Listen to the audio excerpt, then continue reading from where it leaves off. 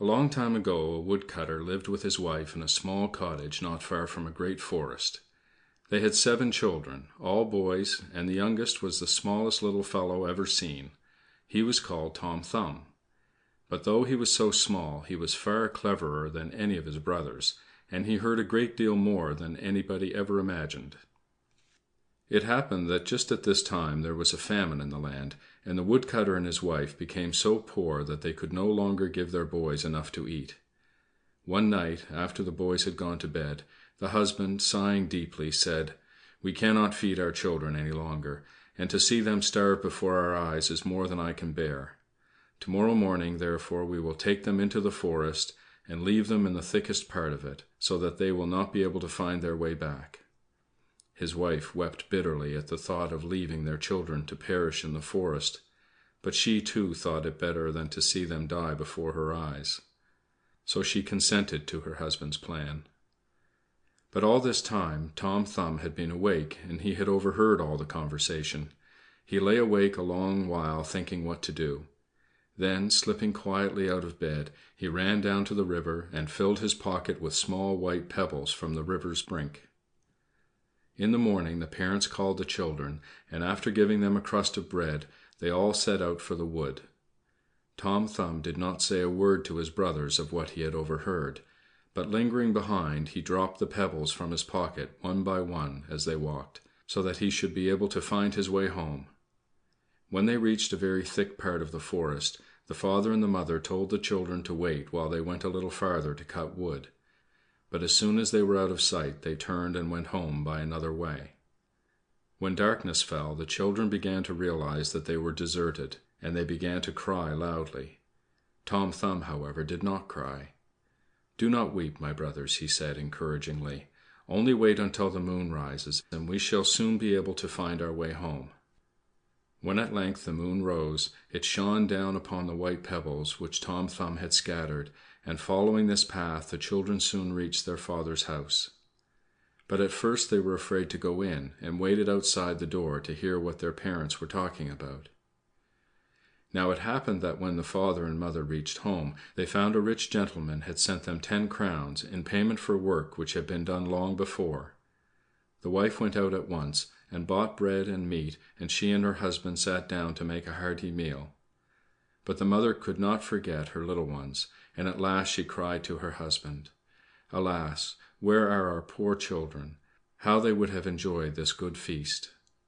The children, listening at the door, heard this and cried out, "Here we are, mother, here we are!"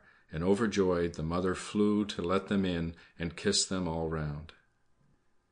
Their parents were delighted to have their little ones with them again, but soon the 10 crowns were spent, and they found themselves as badly off as before. Once more they agreed to leave the children in the forest, and once again Tom Thumb overheard them. This time he did not trouble himself very much. He thought it would be easy for him to do as he had done before. He got up very early the next morning to go and get the pebbles, but, to his dismay, he found the house door securely locked. Then, indeed, he did not know what to do, and for a little while he was in great distress. However, at breakfast the mother gave each of the children a slice of bread, and Tom Thumb thought he would manage to make his piece of bread do as well as the pebbles, by breaking it up and dropping the crumbs as he went. This time the father and mother took the children still deeper and farther into the woods, and then, slipping away, left them alone.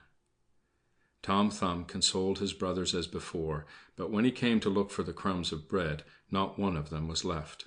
The birds had eaten them all up, and the poor children were lost in the forest, with no possible means of finding their way home. Tom Thumb did not lose courage. He climbed to the top of a high tree, and looked round to see if there was any way of getting help. In the distance he saw a light burning, and coming down from the tree, he led his brothers toward the house from which it came. When they knocked at the door, it was opened by a pleasant-looking woman, and Tom Thumb told her they were poor children who had lost their road, and begged her to give them a night's shelter. "Alas, my poor children," said the woman, "you do not know where you have come to. This is the house of an ogre, who eats up little boys and girls." "But, madam," replied Tom Thumb, "what shall we do? If we go back to the forest we are certain to be torn to pieces by the wolves. We had better, I think, stay and be eaten by the ogre."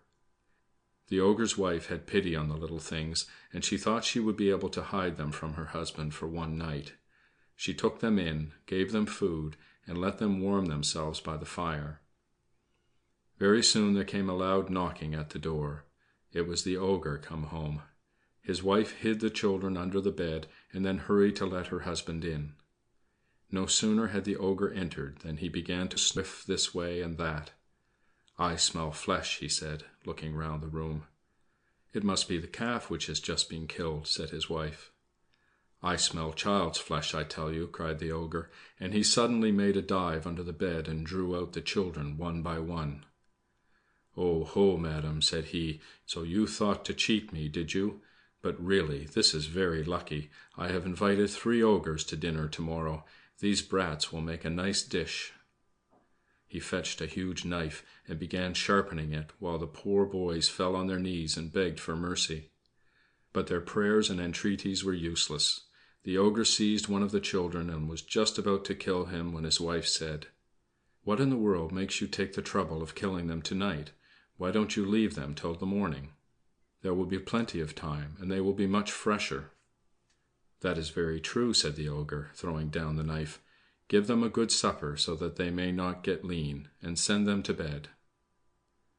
Now the ogre had 7 young daughters, who were all about the same age as Tom Thumb and his brothers. These young ogresses all slept together in one large bed, and every one of them had a crown of gold on her head. There was another bed of the same size in the room, and in this the ogre's wife, having provided them all with nightcaps, put the 7 little boys. But Tom Thumb was afraid that the ogre might change his mind in the night and kill him and his brothers while they were asleep. So he crept softly out of bed, took off his brothers' nightcaps and his own, and stole over to the bed where the young ogresses lay.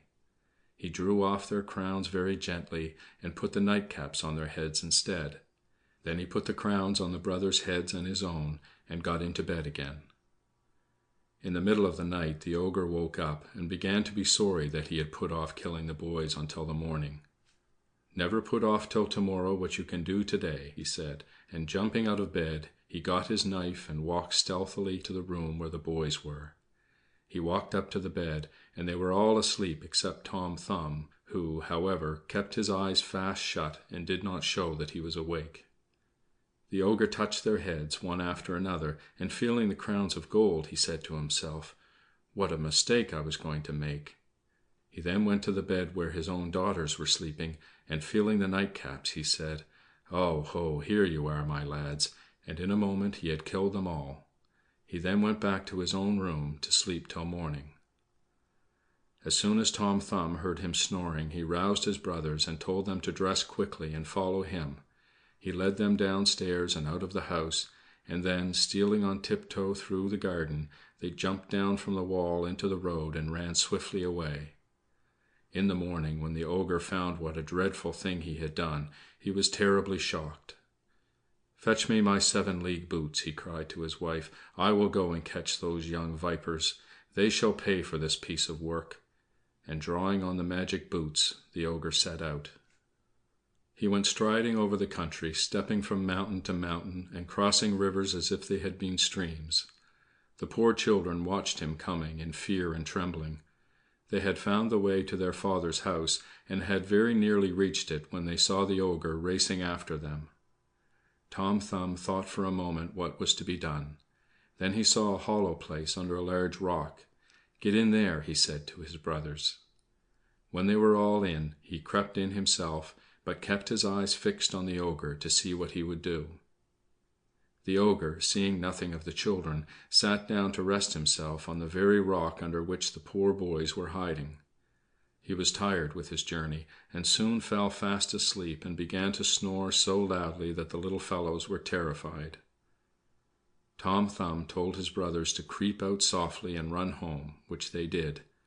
Then he crept up to the ogre, pulled off the 7-league boots very gently, and put them on his own feet, for being fairy boots they could fit themselves to any foot, however small.